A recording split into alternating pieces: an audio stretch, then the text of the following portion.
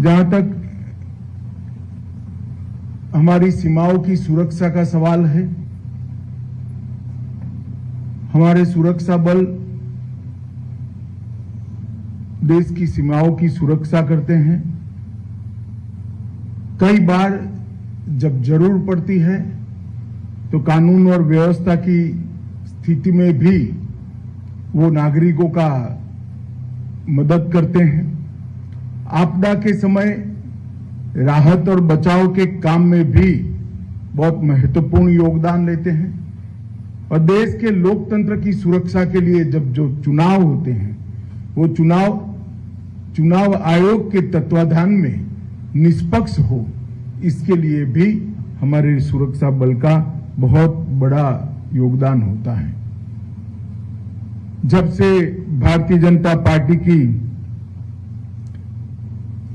केंद्र में सरकार बनी है, हमने सुरक्षा बलों के जवानों के सीमा पर और उनके निवास दोनों जगह, मतलब आपके और आपके परिवार के सुनिश्चितता के साथ निवास हो पाए, इसके लिए एक समयबद्ध चरणबद्ध कार्यक्रम बनाया है।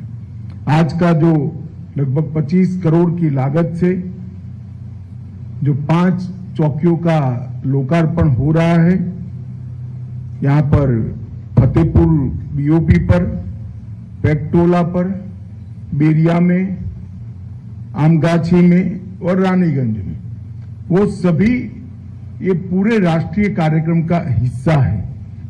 क्योंकि मोदी सरकार हमारे प्रधानमंत्री जी के नेतृत्व में मानती है कि जो लोग अपने जीवन काल का स्वर्णिम काल देश की सुरक्षा के लिए सीमा पर बहुत दिक्कतों वाली जीवन जीकर निकालते हैं, उनकी सुविधाओं का ख्याल रखना एक भारत सरकार का कर्तव्य है और भारत सरकार ने इसको करना चाहिए।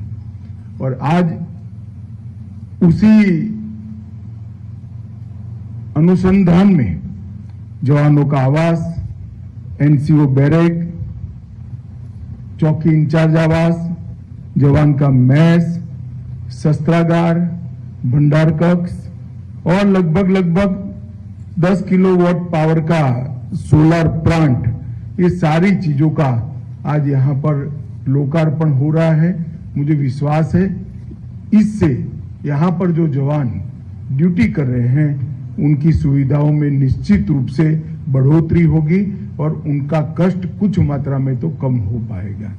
इसके साथ साथ पेक्टोला में 5 एकड़ भूमि पर लगभग 7.5 करोड़ से एक भवन बनाया गया है। बेरिया में 4.5 करोड़ के लागत से भवन बना है और अररिया के बतनाहा में लगभग 3.5 करोड़ की लागत से भवन बना है और राजनीगंज में भी 3.25 करोड़ लागत से ये भवन बना है। जहां तक एसएसबी का सवाल है, मित्रों, एसएसबी इसका एक इतिहास है। उसका अभी के स्वरूप का परिवर्तन जब देश में अटल जी की सरकार थी तब अस्तित्व में आया। पहले सीमाओं के लोगों के से संपर्क, गांवों के इतिहास और उनकी संस्कृति का डॉक्यूमेंटेशन और उनके साथ एकात्म भाव से काम करना ये ड्यूटी थी।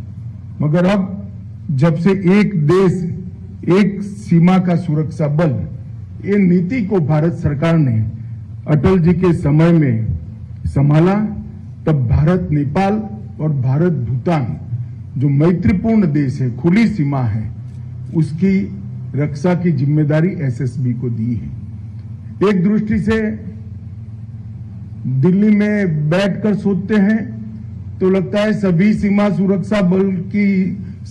सुरक्षा की जिम्मेदारी निभाने वाले सशस्त्र बलों में सबसे सरल ड्यूटी आपका है, क्योंकि दोनों देशों से हमारे मैत्रीपूर्ण संबंध है। मगर जब बॉर्डर पर 0.2 पर आकर देखते हैं या आपके डीजीपी साहब जब मिलने आते हैं, तब मालूम पड़ता है कि सबसे कठिन ड्यूटी आपका है, क्योंकि यहां तार नहीं लगा है, यहां बाढ़ नहीं लगी है, ये खुली सीमा है। जब सीमा खुली होती है जिम्मेदारी अनेक गुना बढ़ जाती है। कितने भी मैत्रीपूर्ण संबंध हो, पड़ोस के देशों की सरकारों की कोई बद इरादा न होने के बावजूद यहां पर और वहां पर समाज में कुछ तत्व ऐसे होते हैं जो खुली सीमा का उपयोग अपने अनधिकृत कमाई के लिए करते हैं। चाहे स्मगलिंग हो, चाहे पशु तस्करी हो, चाहे घुसपैठ हो, बांग्लादेश से होकर, नेपाल से होकर यहां पर भी घुसपैठ होती है। ये सारी चीजें बहुत दिक्कत वाली होती हैं। जहां पर बाढ़ लग गई है वहां पर एक सरलता होती है कि बाढ़ कटी या नहीं कटी वो देखना और दूर से बाढ़ को देखते रहना, मगर जहां बाढ़ ही नहीं है वहां कितनी भी घस लगा दो, आपके जाने के बाद कोई आता है तो मैनेज करना बहुत दिक्कत होती है। उस वक्त हमारे गांव में रिश्ते, गांव में हमारी सूचनाओं की व्यवस्था, गांव के लोगों के साथ हमारी सेवा के माध्यम से संपर्क, यही सारी चीजें सीमाओं को सुरक्षित कर सकती है। इसलिए सेवा, सुरक्षा और बंधुत्व ये जो नारा है वो नारा सोच समझकर खुली सीमा वाला सुरक्षा बल मतलब एसएसबी को दिया गया है, जिससे आपको और ज्यादा सजग रहकर करना चाहते हैं। मैं जब आज बिहार में आया हूं तब बिहार और झारखंड, अब तो खैर वामपंथी उग्रवाद वहां समाप्ति के आरे पर है, मगर जब चरम सीमा पर था तब एसएसबी के जवानों ने वामपंथी उग्रवाद के खिलाफ लड़ने के लिए भी बहुत बड़ा योगदान दिया है। इसको देश कभी भूल नहीं पाएगा। एसएसबी के जवानों ने देश के पूर्वी क्षेत्र में जो नक्सलवाद फैला था उसके खिलाफ अनेक बलिदान देकर एक कठोर लड़ाई लड़ने का काम किया है, और इसी का सुफल आज ये है कि आज बिहार और झारखंड के क्षेत्र में लगभग नक्सलवाद समाप्त होने के कगार पर आया है। कह भी सकते हैं कि समाप्त हो चुका है। पूरा पहाड़ हो, जंगल हो, दोनों जंगलों में आज हमारी सीआरपीएफ की एक प्रकार से वर्चस्व स्थापित होने का काम समाप्त कर दिया गया है, और इसमें एसएसबी के योगदान को पूरा देश हमेशा ध्यान में रखेगा। मित्रों, जब खुली सीमा होती है, जहां तारबंदी नहीं होती है, वहां पर टेक्नोलॉजी का उपयोग बहुत महत्वपूर्ण हो जाता है।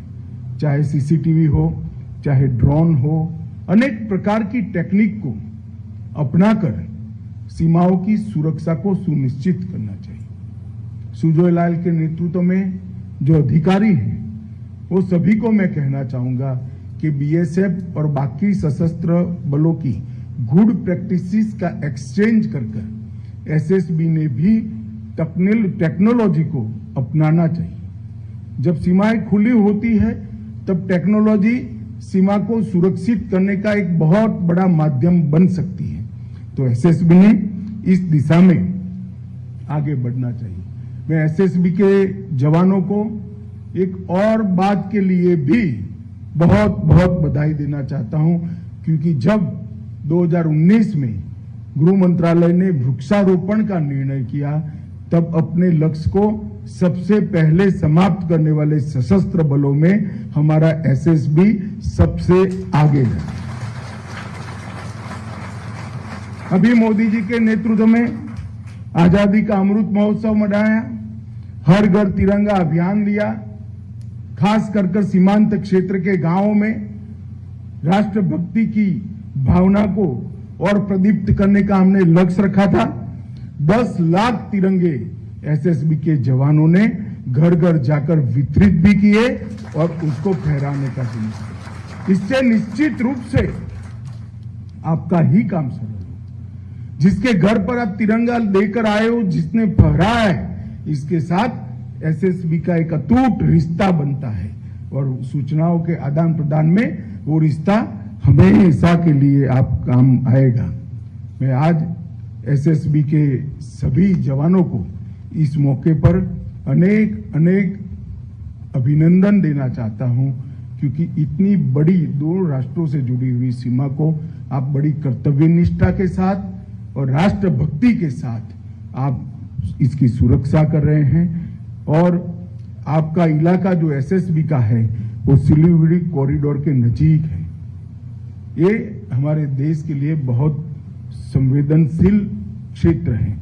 पश्चिम बंगाल, सिक्किम, आसाम, ईश्वर, नेपाल, भूटान और बांग्लादेश, ये पूरी सीमा बहुत संवेदनशील सीमा है, जहां सिलीगुड़ी जैसे संवेदनशील गलियारे के साथ ही आपका ड्यूटी लगा है, तो आपको ज्यादा सजग होकर काम करना पड़ेगा, जिसके लिए आप तैयार हो।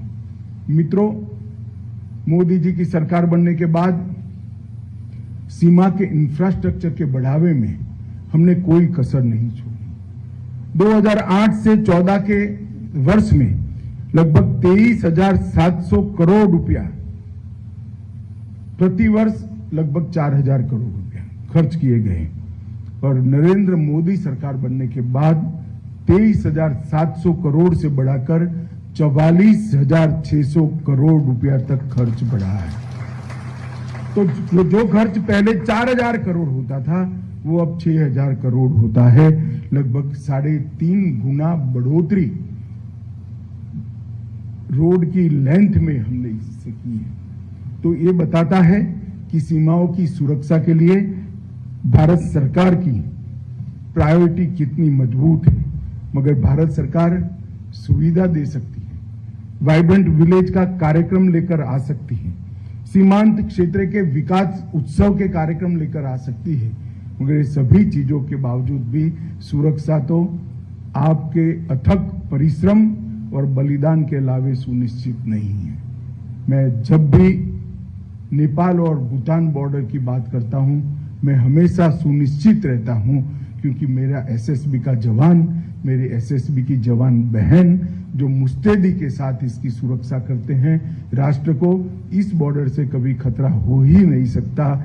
इतनी निश्चिंतता के साथ मैं पूरे देश में जहां जाता हूं वहां बताता हूं। आज यहां 0 पॉइंट पर नेपाल बॉर्डर पर मैं पहली बार आया हूं। इसके बाद जनवरी के सप्ताह में मेरा यूपी में कार्यक्रम है, ये भी 0 पॉइंट पर है। आप सभी को मिलकर बहुत अच्छा लगा, आपकी कठिनाइयां देखकर और ये नए भवन देखकर। कठिनाइयां देखकर चिंता होती है और भवन देखकर आश्वस्ति होती है कि कम से कम कुछ तो राहत ये भवन बनने से आप लोगों को मिलेगा और आपकी कठिन ड्यूटी में थोड़े पल आराम के आप यहाँ निकाल पाओगे। आप सभी को अनेक अनेक शुभकामनाएं देकर मेरी बात समाप्त करता हूँ। वंदे मातरम। भारत माता की जय।